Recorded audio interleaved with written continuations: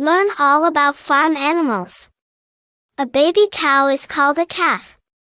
Cows eat grass, alfalfa, clover, and hay. Fun fact, cows can smell things up to 6 miles away. A baby horse is called a foal. Horses eat grass, hay, corn, and oats.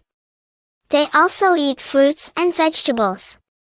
Fun fact, horses sleep standing up. A baby pig is called a piglet. Wild pigs will eat leaves, roots, fruit, and rodents. Fun fact, pigs can't sweat. A baby sheep is called a lamb. Sheep eat mostly grass, plants, and seeds. Fun fact, sheep have rectangular pupils. A baby chicken is called a chick. Chickens eat grass, bugs, fruit, vegetables, and even table scraps. Fun fact, chickens dream when they sleep. A baby goat is called a kid.